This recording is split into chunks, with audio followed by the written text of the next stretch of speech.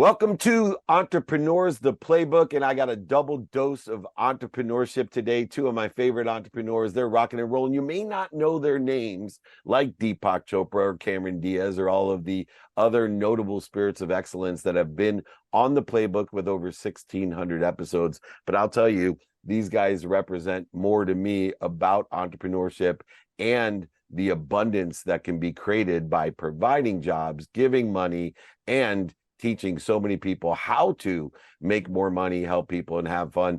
I have my dear friend Joe Tolzmann in the house. He's the CEO, founder of Rocket Plan, always here providing service and value, and he's made an extreme introduction to me. I'd never heard of this guy myself, but Phil DePaul is here, CEO of BoomZeal Enterprises, multiple contracting businesses that can help provide not only protection and promotion to his customers and clients over the years, but also an abundant attitude, as we'll find out, giving back to his community in a variety of different ways. Gentlemen, welcome to the Playbook. Thanks for having us. Yeah, very much appreciate it. Both of you, and I mean this in the greatest light. I had mentioned beforehand, I'm a optimist. Both of you guys, no offense, Joe Tolzmann especially, you guys are average Joes. You are American dreams. And that's the part that I love the most. I still tell people today, gentlemen, that it's the only country in the world, America, that you can grow up literally on the street and end up to be one of, if not the richest or the most famous, most powerful, most impactful person in your industry, career, or job. And both of you are proving that. And I'm going to start with you, Phil. Your journey has led you to be an extraordinary entrepreneur, but what led you in the path to believe that you could have such a huge success in your life? Yeah, first of all, love the platform. Happy to be here. I am average in every sense of the word. The tail of the tape says I am as generic as they come. I think the only thing that might set me apart is my sharp mouth and my unrelenting attitude towards just trying to grow and do something that makes makes life feel kind of special. So my where does it come from? I think it comes from, I have to give a big thank you to my parents. They really created just an atmosphere of love, support, and you could be anything you want to be, and you don't really know that when you're growing up, but when you have the perspective to look back, I think it gave me the optionality to feel like I could do anything. I was going to be a professional wrestler at one point in time. They said, yeah, go for it. I went in this direction, that direction. No matter what, it was unconditional. And when it came time to growing and maturing, I've had so many thought leaders. I'm staring at Napoleon Hill, Think and Grow Rich, and I've read or listened to your book. I consume audiobooks voraciously. I love your podcast. My mind doesn't stop, and my hands never stop. So I was always active, physically, mentally, and thankfully I was geared in a good direction. So consumed a lot of information that's, I feel like, set me up to be on an entrepreneurial journey long before I ever had my own business. So I think the wisdom that comes from just living your life and trying to step outside yourself, looking at the decisions you're making, trying to act like the person you want to become, has always been what I've been doing, faking it till you make it. And yeah, I was never in business officially until I bought my first franchise, but I felt like I was on a journey for, 15, 20 years to get to that point. And now you could say I'm living the dream. So, well, if you became a professional wrestler, you'd be dealing with the other Dave Meltzer, who is very well known in the wrestling world. He's probably the most famous wrestling journalist, MMA, UFC journalist today. And people get us confused all the time.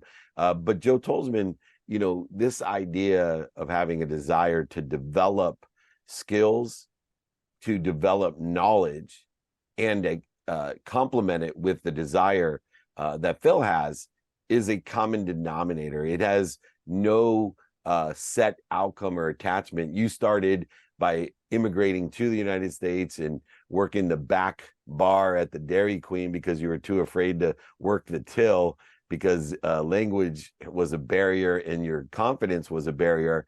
But you never stopped developing your skills, your knowledge, and your desire. And you don't identify your own personal development with the business you're in, right? I tell people all the time, they're like, you're so lucky. You've always loved what you do. I'm like, who in the world would love, selling legal research online in 1992 with slow modems and XT computers? I look at both of your professions in the plumbing and junk removal and, contracting and SaaS solutions for contracting and restoration and all the things you guys do. And let's be honest, there's not a 5-year-old right now watching TV when he has his eyes on football, baseball, hockey, soccer, wrestling, whatever it is, going, man, someday I want to be Joe and Phil. I want to run that plumbing business. I want to be in the restoration side of things. But yet, when they get to be 40 or 50 years old, they'll say, man, I wish I would have built something like Joe and Phil.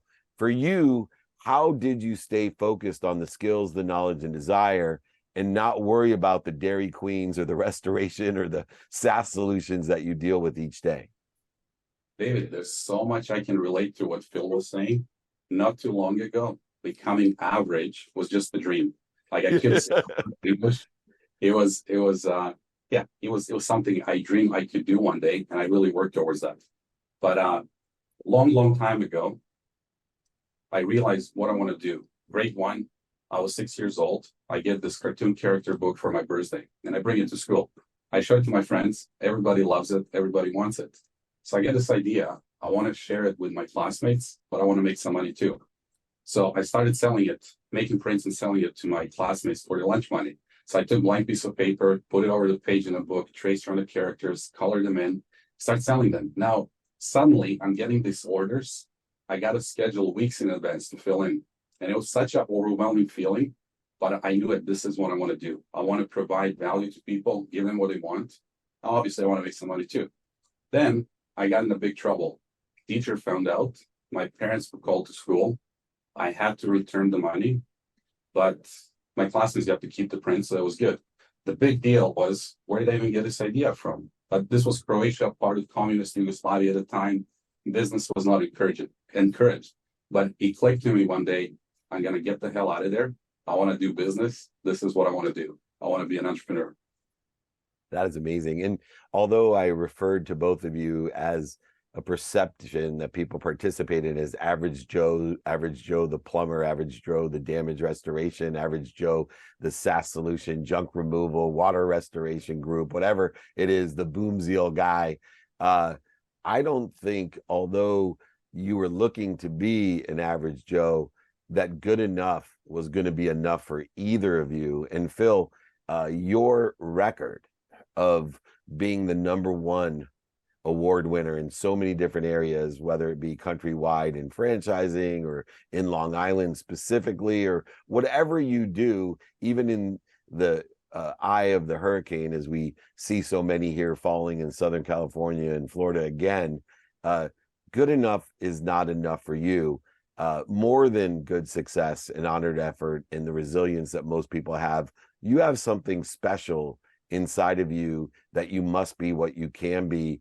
How do you stay inspired when you reach a level of good enough to be the best? Yeah, I don't even know the answer to that question. All I can speak to is that, I used to call it a demon inside of me, but has too much of a negative vibe. I think at the end of the day, I've just always had this, it's an unrelenting drive towards, whether it's competition, it starts externally. Love sports, obviously you could appreciate that. Grew up playing anything, everything, wherever I could. But then it very quickly, as I matured, turned into an internal competition.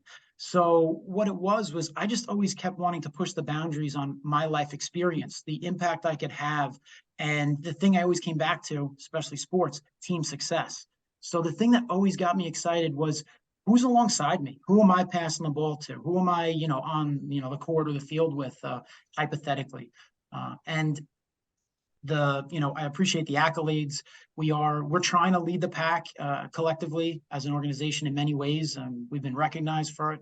And we really just use our values. They started as my values, but now they've been adopted by dozens of people who see something in this BoomZeal vision, this journey, this compilation of service companies. And I love the word service. To be of service literally means to do something, to be action oriented, and ideally to do that for others. So where does it start? Like, I think that the thing that really gets me going is when I see other people around me have success. And if I could have an impact on others to reach a new level in their life or career that they maybe didn't know possible or didn't know how to get there, like, that's success. So the accolades, I think that the measuring stick of if you're on the right track might be, number one, top of the leaderboard. But then I go to the one next to me and I say, all right, now outdo me, raise the bar. I think that it's the pursuit of excellence, being process oriented has always been the thing that I've come back to. I'm hard on myself. Everyone wants to be number one. Everyone wants to win. Sometimes winning is just playing. I mean, one of my biggest influencers right now is Alex Hormozy. I can't get over his concept of play the game. You only lose if you quit. So whatever that is, that's your life, that's your business. Just keep getting after it. And I'm fortunate because there's something inside of me that has always kind of propelled me to do things, to take action. And in fact, that's what my family says about me. Phil, he likes to do things. He doesn't sit still. You guys are sitting, I'm at my standing desk. So again, it's just some people have, just have a passion. My passion is, I don't know, trying to make things happen. I love it when I'm standing as well. And Alex and Layla Hermosi will be on office hours as we film again, and they've been in the past.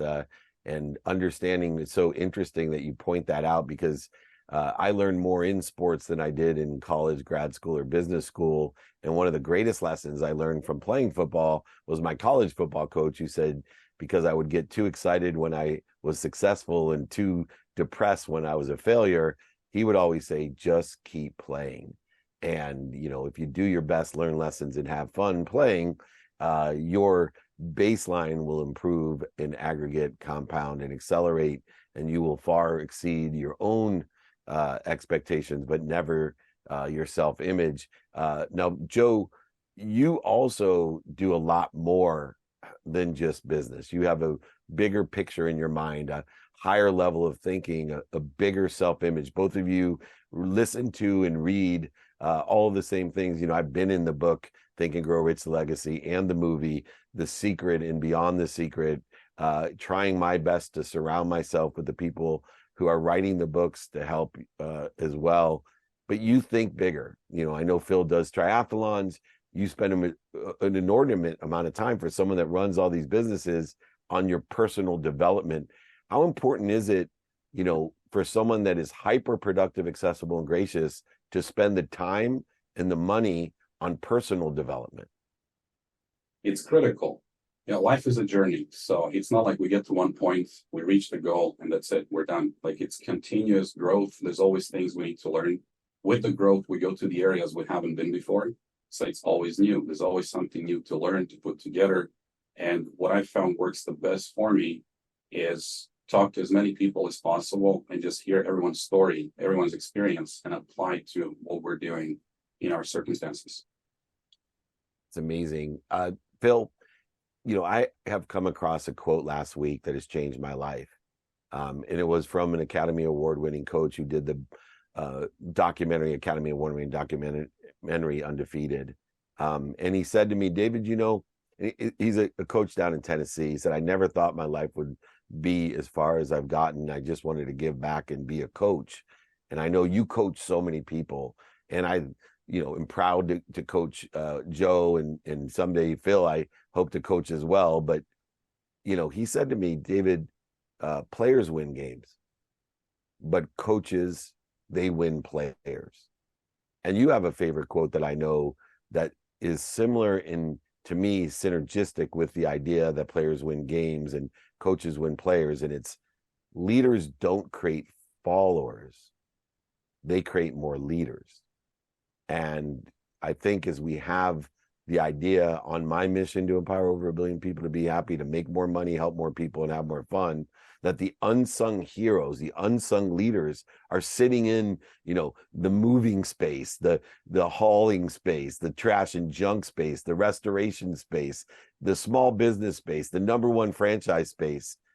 What are you doing today to live by that quote of not creating followers, letting the players win the game, but creating leaders yourself?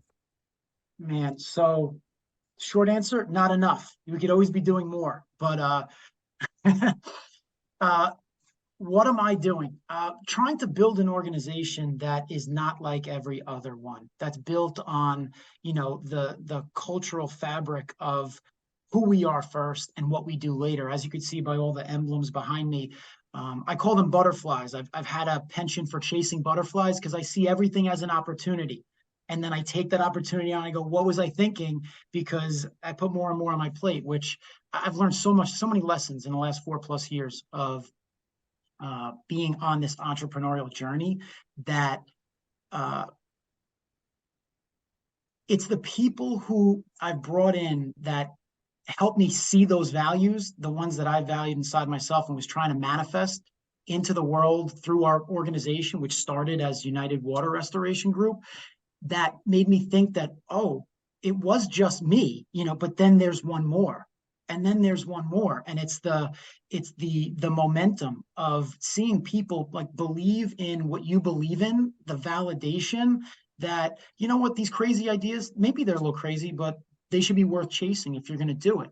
And just because personal development is in my blood, I'm staring at another quote. I was listening to, and I listen a lot now. I love reading, but I have to listen because I'm with you, man. I got a load. If it doesn't come in audio book, I use AI. By the way, one of the tricks I use, there's a book by J.J. Palmer in 1850. So there's no audio book. I know there's a trick that you can get the PDF, and then through AI, you can say, hey, create an audio book in David Meltzer's voice or in Joe. It's so awesome. I can make my own audiobooks now. That's fantastic. So I want to drop this because it builds on what you said about building more leaders and helping me see, hey, because a dream exists in your mind, in your heart. The manifestation of it is when other people see it too. And, about a year ago, like I had serious buy-in from a partner of mine at one of my businesses, and it validated, oh, now it's real. It was like it was a baby in the world. This BoomZeal movement is not just a me thing. It's now like it's an us thing, and about building leaders. So I think it was the CEO of GE. I don't know if it was Jack Welch at the time, but Good to Great, Jim Collins highlights it. And what was their hedgehog concept? Being the best in the world at developing executive talent, deploying it in good businesses to produce great results. Steadily increasing profit per unit of executive talent was their metric, and as I kind of build this organization, it just, I saved that because it resonated with me. What am I doing? Why am I doing it? It summed it up so well that I'm not sure how to change it, but that's the path that I'm on. Like, I want to help change other people's lives, and maybe I can't change 1 million people's lives, but if I change 1 or 10 or whatever, then my life will have felt like it fulfilled something. Well, you are sharing my mission, my friend, and I'm sure you and I will get closer and spend more time together with a perspective like that. There's no doubt providing quantitative value is so important. One of the difficult things for guys like the average Joes and the average Phils is articulating that quantitative value. I see it all the time in the solar business, for example, which is if I ever needed to make money, I could sell solar all day long because I can articulate the quantitative value and increase the emotional connection or attachment to solar, but it has math combined to it. Joe, one of the things I love about Rocket Plan is that I can also never go broke again because I can sell Rocket Plan any day of the week because it has so much of a quantitative value. The same holds true with Phil's business. How difficult was it for you to learn to articulate that quantitative value? Because I know you yourself were in the business and then created a solution out of the frustration of the wasted time, wasted money, and inaccuracies that were created in the business, which is why you created Rocket Plan. David, when I started, I was always focused on providing value to become valuable. but it's a grind, you know, coming from Croatia, not knowing the language, not having the network, basically not knowing anybody. It was like, is that even possible? Is that even possible? But then I'm so grateful to have you as a mentor, as a coach, as an advisor, make a lot of money, help a lot of people, and have a good time. And that's always been a focus to create this culture of collaboration and growth where everybody works together, focused on delivering value. With Rocket Plan, when I started the company, it was me and 2 more employees. We built this company to over 100 employees with branches in Vancouver and Calgary. When I started, I was the guy taking the calls, responding to the emergencies, middle of the night, weekends, evenings, anytime, working with my crew on a job site, cutting the drywall, demolition cleanup, gathering all this documentation, and then spending hours creating those reports, reporting to insurance companies, doing estimates, doing billing. And I was able to do that up until 20 employees. But then as we're getting bigger and bigger, we're hiring people for the office, estimators, extra bookkeepers, dedicated people to chasing people on a job site, to gathering all this documentation, to have it in one place. And we implemented 3 other different software for this vertical, went through lengthy implementation, 3 to 6 months, to come to conclusion, they don't work. And the reason for that is because they were built before smartphones really became smart. Back in the day, there was no other way but to open up the laptop, enter this information in, or send it to someone in the office and have them do it. And I was like, no, this is not good enough. So I figured I got to hire a software engineer, bring them on staff, and build something that actually works for the people in the field to do what they're doing anyways, capturing the documentation, but on a mobile device. So we built this prototype. It looked like 1980s DOS, black screen, green and red buttons, but it worked so well. We were able to gather all this documentation in one place, click the button, automate the reporting, have all the backup for estimating and billing in one place. And as a result of that, we cut out over 50% of that admin labor. We accelerated our cash flow because now we're able to invoice quickly, accurately, the moment the job is finished. Business was good. Now we're scoring new business from property managers, insurance adjusters, because us getting the documentation to them makes their lives easier. And one day I realized what a massive opportunity is to help the entire industry and scale SaaS companies. So that's how we started Rocket Plan. Yeah, and I can attest to everything that you're saying, Joe. I mean, in this industry, details are everything. I mean, as a restorer, you got to quantify, qualify. You know, you're telling a story after the story has already happened. Yeah. You know, the biggest challenge is you respond to someone middle of the night. It can be any time, helping them in distress. You're running around the job site day and night, putting their lives back to normal, helping them out. But then all the documentation sometimes takes even more, and you're not getting paid unless you're having this documentation. So I feel good about solving this problem for the industry because we're helping so many people that actually work on the ground, but also we're helping these homeowners putting their lives back to normal a lot quicker. Last question real quick, Phil, you know, and I appreciate the testimonial as well, because I'm doing as much as I can to articulate the value of entrepreneurs like Joe and building and looking beyond and expanding beyond getting so busy working, you forget to make money when you can provide value and articulate it to so many different people. But ever since you've purchased United Water Restoration Group, you know, over 14 years ago now, you now have so many different businesses, including One Tom Plumber, which is your newest venture. Why did you choose, with all the different businesses you have behind you, signified by those beautiful logos, why did you choose to go with One Tom Plumber as your next venture? So I'll give you it's a 2-prong answer.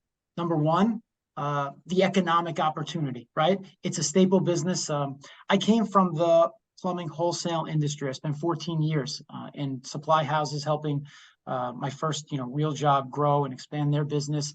I got that job because my father has been a master. Well, he hasn't been a master up until recently, but he is a professional plumber for 40 plus years. And when I got into restoration, here we are, we're responsive, right? So after something bad happens, we are there to help clean up the mess. And one of the best lead referral sources in our business is plumbers. So there's a natural complement to being, and we are a 24/7 emergency service plumbing company, which there's value there, right? People need their drains cleared. They need their leaky pipes fixed. So it's not sexy. It's a staple business. Until we stop living in houses and structures, people are always going to need this business, right? So why did I choose it? That combined with the fact they have an exceptional culture. You meet the folks at One Time Plumber, they're onto something there. So their values speak to my values. But the more heart centric reason, I get to work with my dad now. So he's going to be a big part of this business, and moving forward, this is now going to become part of a family legacy. And I mean, it might have been a dream, right? Like I said, and now the manifestation of that dream is it's starting to happen, and it's exciting. And I look at my son and I just think, listen, he could do whatever he wants, but he'll have options just like I did. And I'm excited to be at this point. Well, we were certainly excited to have both you and Joe giving your playbooks of success. If you want to learn the mindset, the heart set, the handset to becoming a great entrepreneur, to making a lot of money, helping a lot of people, and having a lot of fun, there's no two better icons than the average Joes.